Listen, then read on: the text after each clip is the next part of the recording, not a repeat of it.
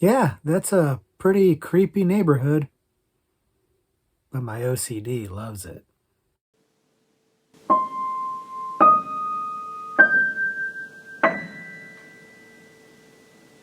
Hello, everybody, and welcome back to the Horror Movie Syllabus. My name is Professor Victor, and I'll be your host as we go through all of the essential, noteworthy, interesting, and notorious modern horror films. If you're new to the channel, I recommend you check out our new introduction video. There's a link to it in the description below, and it'll give you a pretty good overview of what the Horror Movie Syllabus is all about. But in short, we look at a particular subgenre of horror, and then we pick 3 movies from that subgenre to explore. But today, that's not what we're doing. We're doing our Is It Syllabus-Worthy series, where I take a recommendation from you guys, something one of you have recommended to me that I haven't seen before, check it out for the first time, and then I'll let you know, is it worthy of being on the horror movie syllabus? And today's recommendation is Vivarium.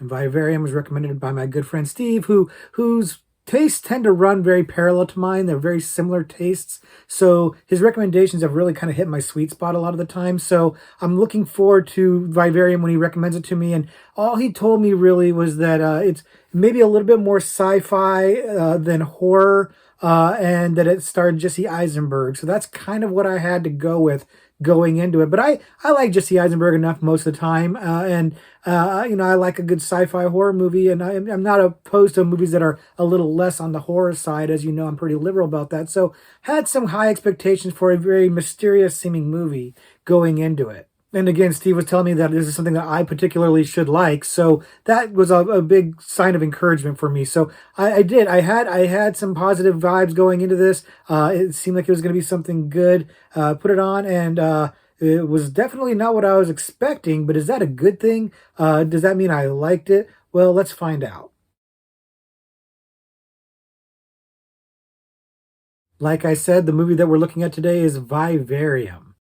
Vivarium came out in 2019 and is directed by Lorcan Finnegan, who I do not know. I looked up his resume and I didn't really recognize anything else that was on it. But this is a movie that is a little bit under the radar. I hadn't really heard of it till Steve brought it up, and it doesn't seem like it has a huge reputation. And that's maybe better for what you're going to get, because I feel like the less you know about this movie, the better. So we're going to kind of have to tread a little bit lightly when we talk about it here today. If you haven't seen it before, the movie stars Imogen Poots and Jesse Eisenberg as a young couple who are looking to buy a house. And they go to a new development that is very standardized. All the houses they look the same. They're all green and they're all standardized and they look exactly the same. And the entire neighborhood is empty and it's brand new. And then they find themselves trapped there. They get left there and they are trapped there. And they are given a small child and are told that if they will raise the child, then they will be eventually set free. And that's where things start to get real weird. And we'll just go ahead and stop there so as to not spoil the movie. And I think that's the key here, is not spoiling the movie, because I do think the less you know about it, the better the experience is going to be. Possibly the strongest point in arguing that this movie is a horror movie is its kind of mysterious, creepy vibe. It's got a great vibe, and a large part of that hinges on this sense of unease, this sense of dread, this off-putting feeling that you're getting very early in the movie, and then when they go into the new housing development, it becomes very off-putting, very strange, very creepy, very quickly. And the fact that you don't really understand or know what's going on is part of the horror for me, I think, at least, and it's obviously part of the horror for your protagonist. They don't know what's happening to them, and you don't know what's happening to them, so you're very much put in their shoes, which was very effective to me.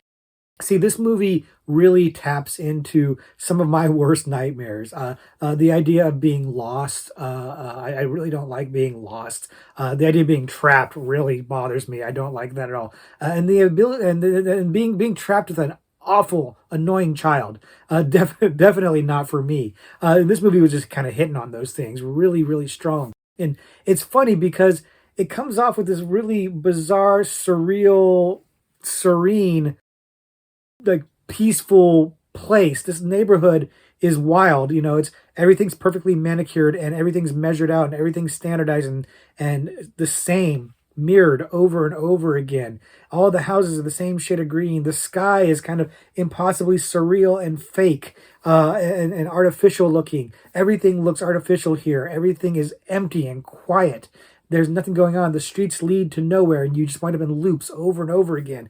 It's a pretty terrifying neighborhood. It's very Twilight Zoney, and I've seen some of the reviews of this movie kind of reference that as well. That it has this vibe of Twilight Zone to it. That very effective. Works for me extremely well. The fact that they don't really explain this, and I'll be upfront with you, they never really fully explain it. They let you fill in the blanks yourself, but they never really spoon feed that explanation to you, and I love that. It's what makes the movie feel so strong, so good to me, is that you have this creepy thing going on, and you don't know what the hell it's about. And they're not going to tell you what it's about. They're just going to give you some very bizarre clues that is part of the fun of the movie. Watching this mystery unfold of what's going on to our protagonists and what the ulterior motive is of whatever has trapped them in this neighborhood is the fun of the movie. It's the whole crux of the movie, and it works very, very well.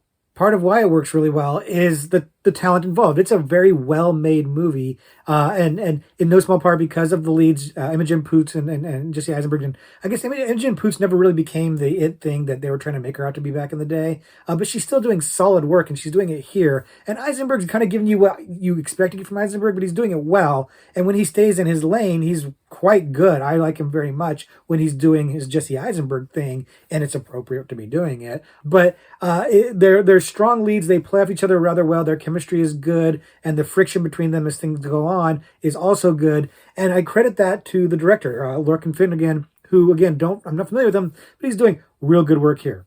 The movie is solidly directed. It's very well paced, and he's smart enough to let his actors do their thing. He lets them carry these moments, because there's a lot of parts where this movie has gaps. There's some things about the movie that you have questions, but the performances are good enough and the story is intriguing enough that you just kind of blow past that and you don't get too hung up on it. I'm gonna get into that in a little bit, but it really works well to let the actors do their thing, including the kid who's super creepy, super annoying. I mean, like seriously annoying, like you want to punch him a little bit. Or maybe that's just me, but like you want to punch him because he's super annoying, and he's supposed to be, and that works really, really well. And it feeds into some of the themes that this movie's trying to explore. These themes of motherhood, and the themes of isolation, how we need to connect with people, how we build connections, how connections break down. The idea of isolation and the impact it has on a connection, on a relationship, on your mind, on your psyche. All of this stuff's working really well, in part because the director is conveying it without having to spell it out for you, with basically letting his actors act and letting the script do what it needs to do. It's really cool stuff. And then the hints that he gives of the strangeness, whether it be the surreal clouds in the sky or the creepy, neighborhood houses, or just some of the other weirder stuff that I'm not going to get into that gets really, really weird. Some of the movements, the way some of the characters move, I don't want to say more than that, but the movements totally blew my mind, freaked me out. It was so good. So tip your hat to Finnegan, man. He's doing a good job here of making this movie work on, probably limited resources, a very simple story, but he's bringing that vibe. He's bringing the energy. He's making it work with everything he's got, and everything he's got is good. So it's a really well-made movie. And he's holding those cards back. He's not going to give you everything. He drops you in this movie disoriented and kind of leaves you somewhat disoriented throughout the movie. And it's very effective. In fact, arguably a little too effective, if I'm being honest with you, because I was mentioning earlier, there's these situations that came up that would lead to questions, like how much time has passed in this scenario? Are our leads wearing the same clothes this entire time? I have no sense of direction. There's no sense of time or space. There's no sense of anything. That the sun does rise and set, but early on they kind of establish how that doesn't necessarily matter in terms of directions. The details are left very vague on all of these scenarios, and it can be a little frustrating at times, but everything else is working so well that I don't get too hung up on it. And some of these things do get addressed. They do get, addressed. They do talk about how much time has passed. They don't really talk about the clothes, and so you get a little bit of clues. But even then, the clues don't really spell anything out for you. Like nothing is ever really spelled out as to what is exactly going on. But you are given some information that gives you enough to build up a mythology or a concept in your head that, frankly, is probably better than anything they could have spoon fed to you. At least for me, I have an idea in my head of what I think is happening there, and I think it's great. I love it. And I love that they just kind of let me get to my own conclusion by giving me enough raw material to build out my own theory on it. It's really, really well done. So I like being in the characters' shoes for that. I like trying to solve the mystery while they're trying to solve the mystery, having only the information that they have for the most part. And it worked out really well. And then watching the deterioration of them while I'm kind of being invigorated. The more the movie goes on, the more interesting it gets to me.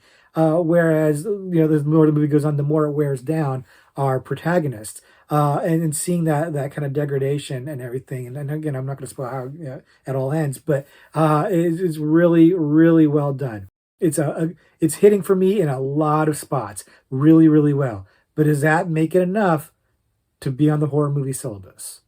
Let's find out.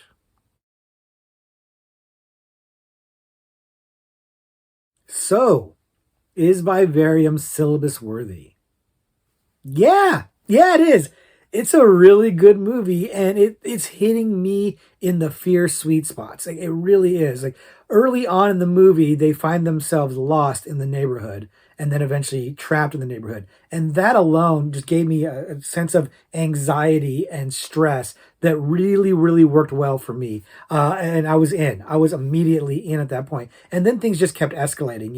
The child gets dropped off, and the mystery starts to unfold, and it's just, and then it goes really weird at one point, and I was just along for the ride the entire time and very much enjoying that ride. I guess if there's a knock on the movie for syllabus purposes, it's not super well known. Like I said, I don't see a lot of people talking about this. I didn't know anything about it at all until Steve brought it to my attention. And I think that probably just make it like a kind of a doctorate level section, a little bit more of a deeper cut one. And where would I put it? I don't know, probably horror sci-fi. Horror sci-fi seems like a pretty good place for it because it is a little bit more sci-fi than horror. But there's a psychological horror to this that I think is undeniable. And maybe people would argue that it's a little too horror light for the syllabus or something like that. But you've seen some of the other stuff I put on there that's horror light. I find this movie to be horrifying.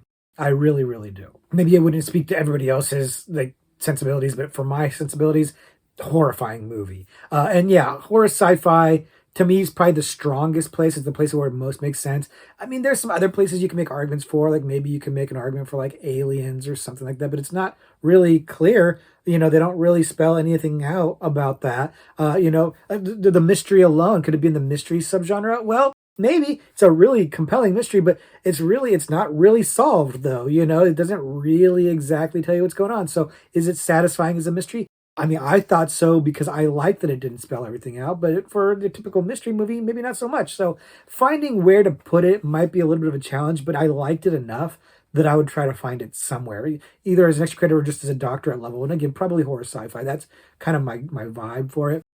But I really liked this movie. Thank you, Steve, for recommending it. You were right. It hit me in the sweet spot. It played up to my sensibilities. It was definitely one that I was going to be into, and I'm very enthusiastic about it. I was super into this movie. Had a really good time watching it. I thought everything was fine. I have like minimal complaints about it, as you can tell from the video.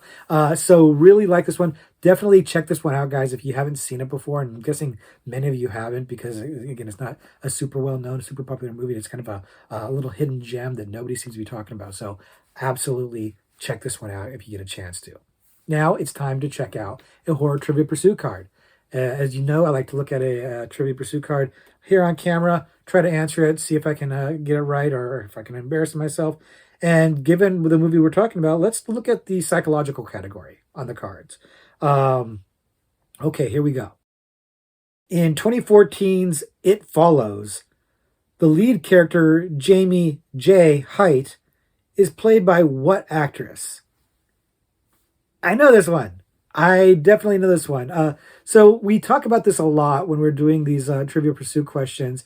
That I don't really do well with character names. I might have remembered that the character's name was J, but I definitely would have known it was Jamie J. Height. I wouldn't have gotten that at all. But I surely know who the actor is because I'm much better with names of actors than I am with names of characters. Actually, decently good at remembering actor names for whatever reason. Don't know why. Don't know why that is. And I really like It Follows, and I really like the lead actor.